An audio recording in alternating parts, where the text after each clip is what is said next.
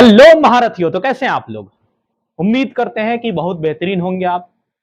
आज हम लोग जो टॉपिक लेने वाले हैं वो होगा इंडियन हिस्ट्री। इंडियन हिस्ट्री, भारतीय इतिहास। ठीक है।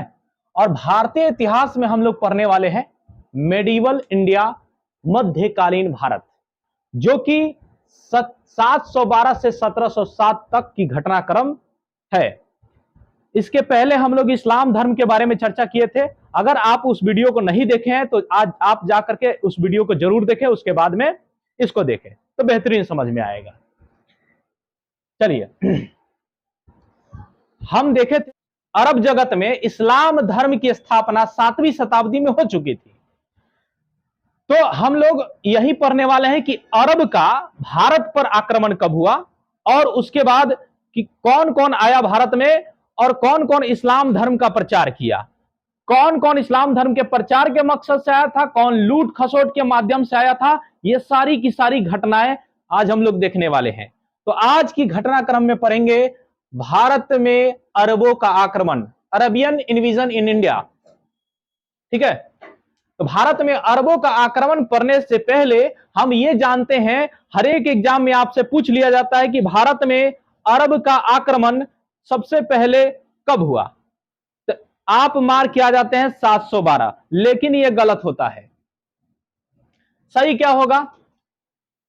देखो, सबसे पहले तो हम लोग ये टॉपिक स्टार्ट करेंगे आज। मोहम्मद बिन कासिम 712 से 714 तक शासन करेगा भारत में, जो कि उससे पहले हमने बताया क्या 712 में आक्रमण होगा मोहम्मद बिन कासिम के द्वारा, अरबों का आक्रमण मोहम्मद बिन कासिम 712 में। लेकिन उससे पहले हम जानते हैं कि भारत पर सर्वप्रथम मुस्लिम आक्रमण 711 में ही हो चुका था।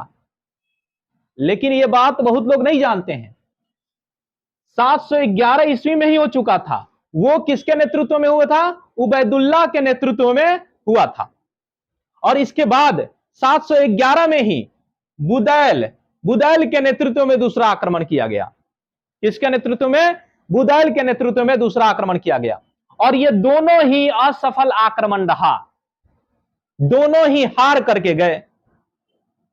भारत के सिंध प्रांत पर ये दोनों आक्रमण किए और दोनों हार के गए।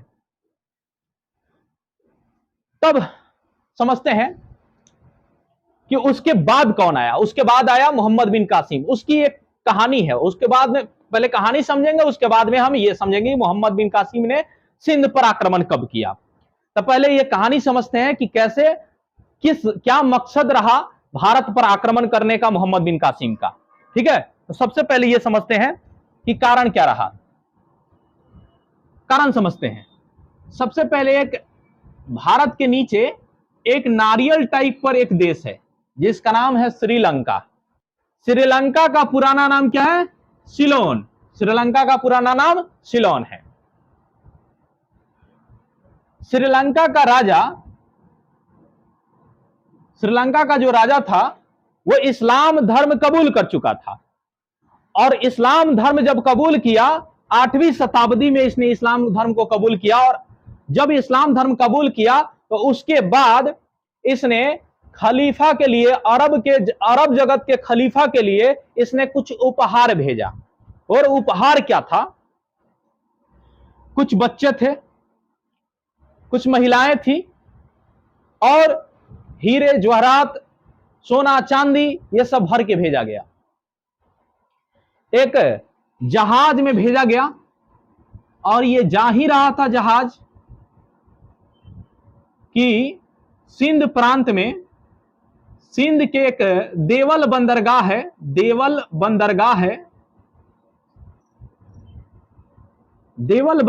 पर यह नाव रुकी। और वहां पर कुछ डाकुओं के द्वारा, यानी सिंध के डाकुओं के द्वारा वहां पर नाव को रोक करके और उसमें जितने भी सोना चांदी हीरे जवाहरात थे उसको लूट लिया गया। और लूटने के बाद जो बच्चे उस पर सवार थे, जो उपहार भेजा था श्रीलंका का राजा, किसके लिए? तो अरब का खलीफा के लिए। तो ये देवल बंदरगाह के जो वो डाकू थे, उसने क्या किया? उसने जो भी हीरा जवाहरात था उसको लूट लिया, और लूटने के बाद जो बच्चे थे उसको मौत के घाट उतार दिया। उसके बाद जो महिलाएं थी उसके साथ दुष्कर्म किया। जब ये बात पता चली अरब के लोगों को, तो अरब के लोगों ने इसका विरोध करना स्टार्ट कर दिया। और उसी समय इराक का एक गवर्नर हुआ करता था अल हजाज। इराक का गवर्नर हुआ करता था अल हजाज।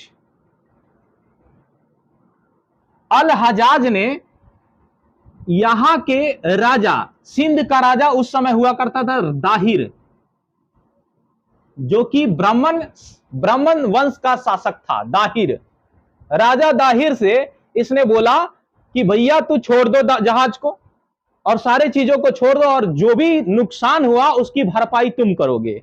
लेकिन राजा दाहिर ने इस बात से इनकार कर दिया कि हम ये इसमें कुछ नहीं कर सकते, जिसके वजह से अल हजाज की खून खौल उठा।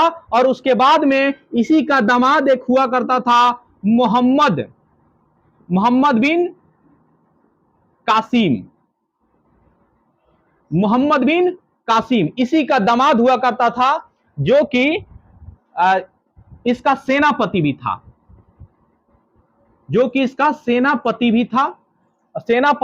और सेनापति के साथ साथ ये दामाद भी था।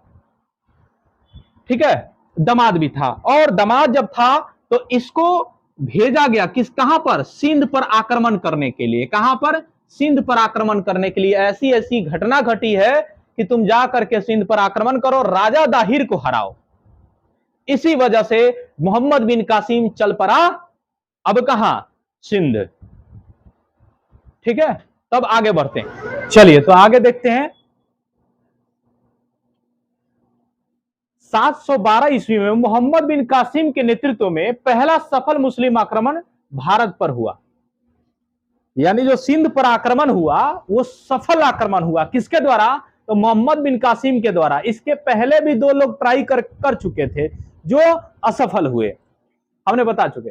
इसके बाद देखो, उस समय सिंध पर दाहिर का शासन था, और उस समय सिंध का राजा कौन हुआ करता था? दाहिर, जो राजा चच का वंशज था। राजा चच का ये वंशज हुआ करता था। आगे देखिए, सिंध की राजधानी कहां थी? ब्राह्मणवाद थी। कहां थी? सिंध की राजधानी ब्राह्मणवाद थी। अरबों की सिंध विजय वृतांत चचनामा नामक ग्रंथ में वर्णित है, जिसकी रचना किसने की थी? अली अहमद ने किया। चचनामा की अगर आपसे सवाल पूछ लिया जाए कि चचनामा ग्रंथ जो है वो किसने रचना किया, तो अली अहमद ने रचना किया, जो कि अरब की सिंध विजय की वृतांत है, उसके बारे में बताया गया है। अरबी भाषा में इसकी रचना किसने किया? अबू मुआसिर ने किया। यानी कि इसी का, चचनामा का ही अरबी भाषा में अनुवाद किसने किया? अबू मुआसिर ने किया। अब बात करें मोहम्मद बिन कासिम का भारत पर अटैक करना क्या उद्देश्य था? उसका उद्देश्य क्या था? तो उद्देश्य था इस्लाम धर्म का प्रचार प्रसार और लूट की धनराशि से धनवान बनना।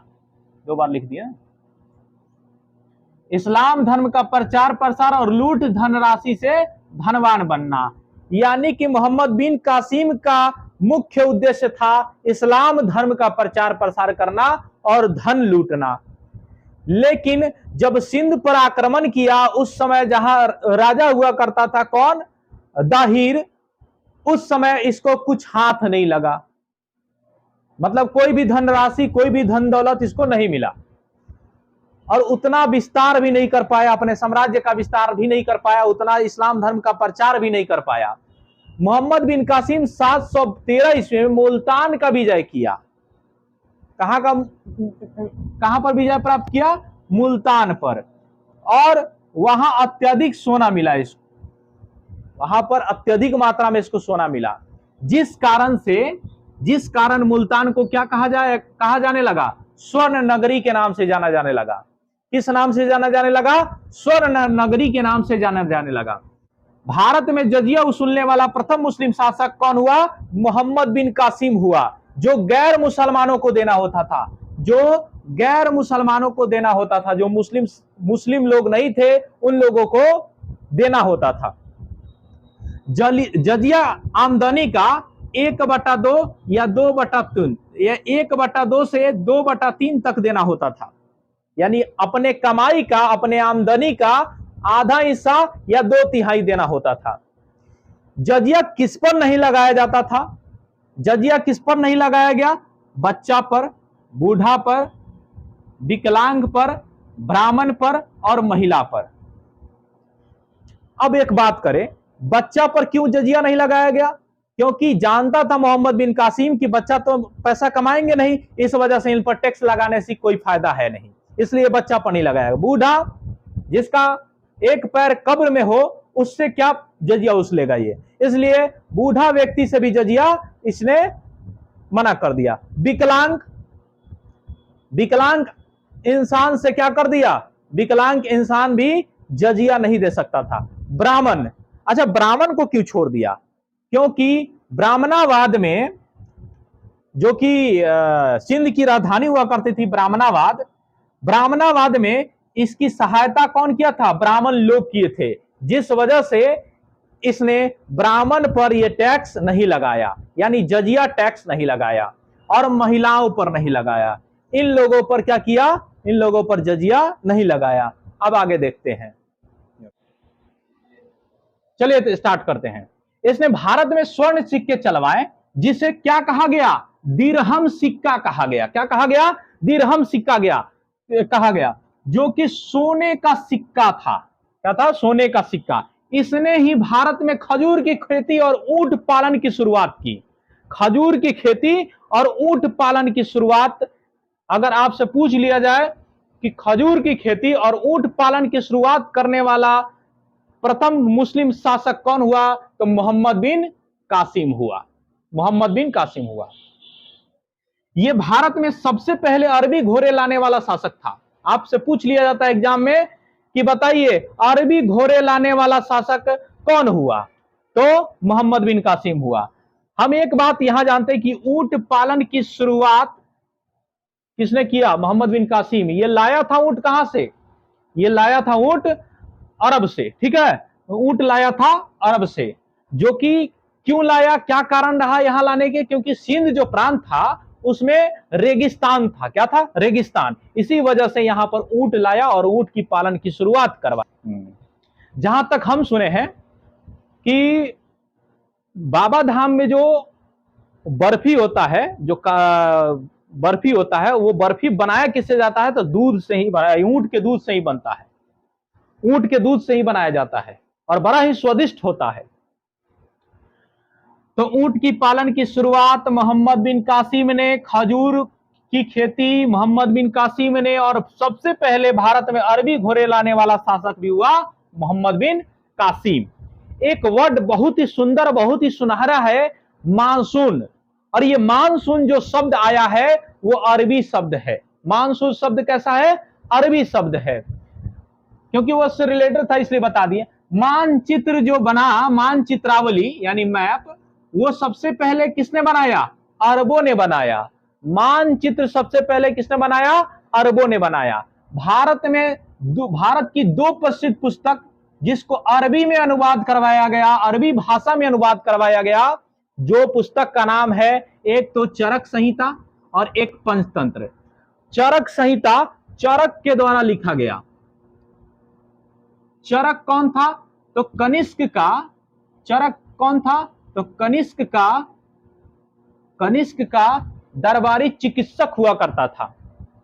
कनिष्क का दरबारी चिकित्सक हुआ करता था और उसी ने यह पुस्तक लिखी, चरक संहिता। उसके बाद पंचतंत्र की बात करें तो पंचतंत्र का लेखक कौन है? तो पंचतंत्र का लेखक है विष्णु शर्मा। पंचतंत्र का लेखक विष्णु शर्मा। और इसको अरबी भाषा में क्या कहा गया?